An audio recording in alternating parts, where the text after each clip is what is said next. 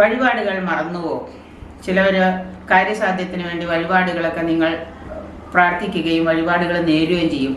കുറേ കാലം കഴിയുമ്പോൾ അതൊക്കെ മറന്നുപോകും. അങ്ങനെ വഴിപാടുകൾ മറക്കുകയും അതുപോലെ തന്നെ അത് നിങ്ങൾക്ക് ഓർത്തെടുക്കാനും സാധിക്കുന്നില്ല എങ്കിൽ നമ്മൾ ആഗ്രഹിച്ചുകൊണ്ട് പ്രാർത്ഥിച്ചുകൊണ്ട് പല വഴിപാടുകളും നേരും. ചിലപ്പോൾ മരിക്കാവുന്ന സമയത്ത്, മരണസമയത്തൊക്കെ ആയിരിക്കും നമ്മൾ പ്രശ്നവശാൽ കാണുന്നത് ഈ പറയുന്ന വഴിപാടുകളൊന്നും തന്നെ ചെയ്തിട്ടില്ല എന്നപ്പോൾ അങ്ങനെ കുറച്ച് കാലം കഴിയുമ്പോൾ അത് മറന്നു പോകുന്നുവെങ്കിൽ, ഇവിടെയാണെന്ന് ഓർത്തെടുക്കാൻ പറ്റുന്നില്ല എങ്കിൽ, നമുക്ക് സാധിക്കുന്നില്ല എങ്കിൽ ആ വഴിപാടുകൾ മറന്നുപോയാൽ ക്ഷമാപണം, ശൈവത്തിലാണെങ്കിൽ ക്ഷമാപണ മന്ത്രവും വൈഷ്ണവത്തിലാണെങ്കിൽ സമർപ്പണ മന്ത്രവും കൊണ്ട് നമുക്ക് അത് തീർത്തെടുക്കാനായിട്ട് സാധിക്കും. ഒരു പിടി പണം എടുത്തിട്ട് നമ്മൾ സമർപ്പണം ചെയ്തു കഴിഞ്ഞാൽ, വൈഷ്ണവത്തിൽ ഗുരുവായൂരപ്പന് സമർപ്പണം ചെയ്തു കഴിഞ്ഞാൽ നമ്മുടെ ദോഷങ്ങൾ മാറും.